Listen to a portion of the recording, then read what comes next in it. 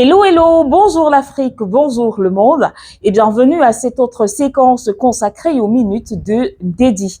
Pour ma chaîne YouTube, il vous suffit tout simplement de taper Foot Ndedi. Une fois que c'est fait, vous devez alors vous abonner, vous devez également liker ce sur quoi vous tombez, mais aussi et surtout partager et pourquoi ne pas y apporter quelques petits commentaires.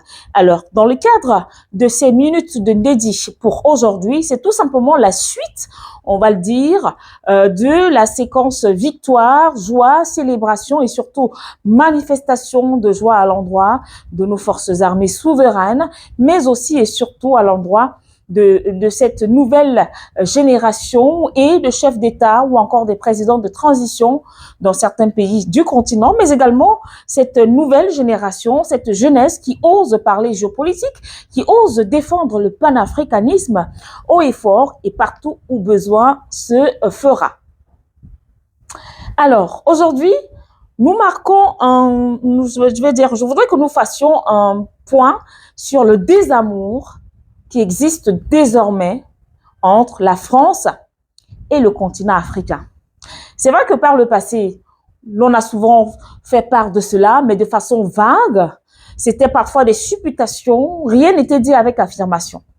Mais de plus en plus, depuis justement les années 2020, avec l'avènement du colonel Assimi Goïta du Mali, qui à cette époque-là était assimilé à Thomas Sankara du Burkina Faso, sauf que les panafricains ne s'imaginaient pas que la véritable doublure de Thomas Sankara himself, burkinabé himself, devait faire son apparition.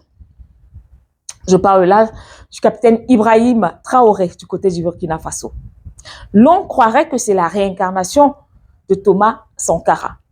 Mais l'esprit sankariste de Isidore Thomas Sankara a refait surface avec bien sûr Assimi Goïta du côté du Mali, et puis c'est parti du côté justement de la République de Guinée-Conakry avec Mamadi Doumbouya, et ce même esprit aujourd'hui se trouve au Niger, où nous avons en général le général Abdourahmane Tiani, qui est donc le président de transition dans ce pays du Sahel depuis le 26 juillet 2023. Je parle de désamour, pourquoi? Parce qu'au Mali, après un sondage effectué, 90% de la population vous disent que c'est la France qui est livrée dans la graine appelée sécurité. En français facile, c'est la France qui est à l'origine de tous les problèmes sécuritaires, djihadisme, terrorisme, assassinat qui se vit dans le Sahel, plus principalement au Mali. Je dis bien après un sondage. Je ne sais pas pourquoi est-ce que Human Rights Watch jusqu'ici n'a pas sorti ce rapport, ou encore les détectives privés des organismes internationaux n'ont jamais sorti ce genre de rapport après leurs enquêtes parfois dites menées sur le terrain, même comme très souvent les personnes à qui ces organismes internationaux auraient tendu le micro, très souvent c'est sous anonymat. Mais nous là, nous sommes chez nous en Afrique. Et partout en Afrique, nous sommes chez nous. Donc, on peut aller n'importe où, avoir les informations sûres, vraies, sans toutefois qu'il y ait des doutes, comme ces rapports que vos organismes internationaux prennent souvent la peine de rédiger eux-mêmes. On essaie sous la base de quoi? Parfois en soudoyant certains citoyens qui, encore pour l'heure, sont encore dans des rêves. Donc, déjà au Mali, il y a ce désamour. Parce que la population est convaincue que c'est la France qui est à l'origine de tout ce qui est néfaste là-bas. Parce qu'ils n'arrivent pas à comprendre comment, au bout de 10 années, des éléments qui sont arrivés, soi-disant pour sécuriser les citoyens, pour sécuriser la population, mais en 10 ans, le terrorisme a doublé, triplé, quadruplé. Alors que ces éléments français, ces soldats, sont censés être des experts en la matière. Même cas de figure du côté du Burkina Faso. Même cas de figure du côté du Niger, du Tchad. Il y avait la France là-bas, mais ça n'a pas empêché que les rebelles en finissent avec le maréchal Idriss Déby Itno, paix à son âme. Pourtant, la France a une base militaire là-bas. C'est à croire que, ou alors c'est à se demander, c'est quoi le véritable rôle de vos soldats qui sont dans vos bases militaires que vous êtes venus implanter, imposer dans le continent africain? C'est quoi le but? C'est quoi l'objectif de ces bases? Si ce que vous avez signé dans les accords, ma foi, qui sont aujourd'hui en train d'être rompus par certains chefs d'État, il faut déguerpir. Pourquoi est-ce que vous voulez négocier? Il faut partir. Il faut partir. N'ayez pas pitié de nous. Laissez-nous pourrir. On n'a pas besoin de votre aide. Nous n'en avons pas besoin. Plus. Autant pour moi. Alors, ce désamour est tellement grandissant que même les plus insoupçonnés militent, demandent que vous partiez. Oui. On ne veut plus, les chefs d'État africains ne veulent plus que vous continuiez à exploiter les ressources minières des pays africains.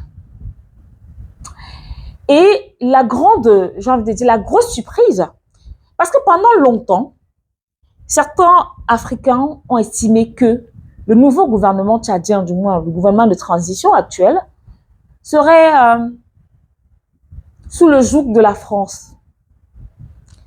Alors, il n'y a que l'Assemblée nationale du Tchad demande à ce que la France plie bagage. Et c'est pas trop tôt, parce que bien avant, c'est le peuple tchadien qui a très souvent fait des manifestations pour réclamer le départ de la France. Oui.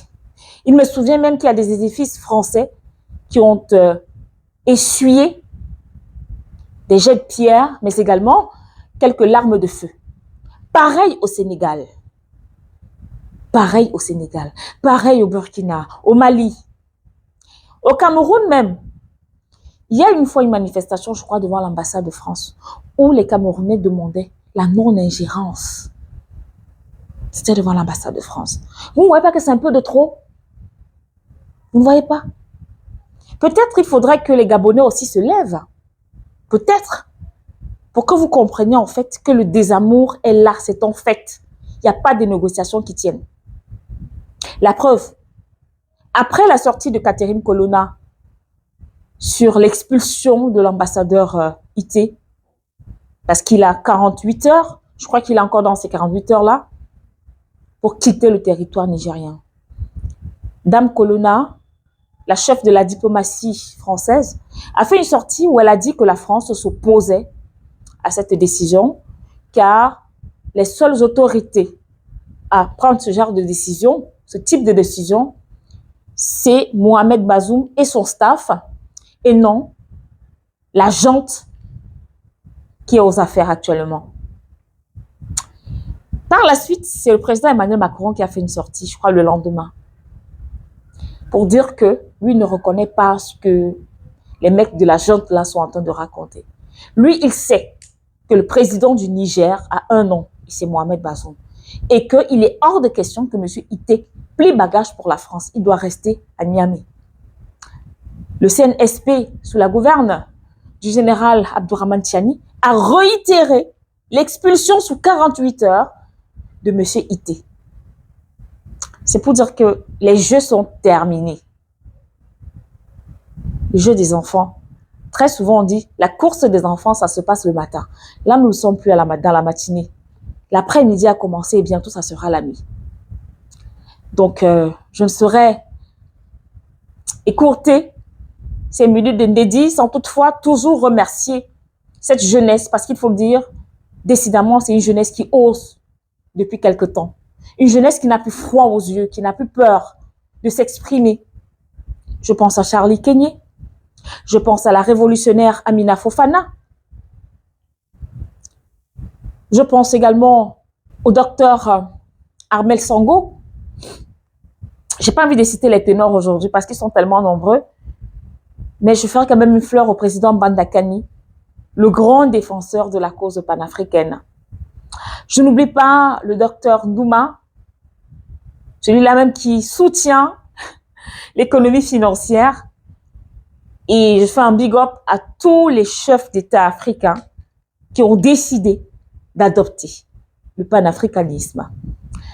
À la patrie ou à la mort, nous vaincrons.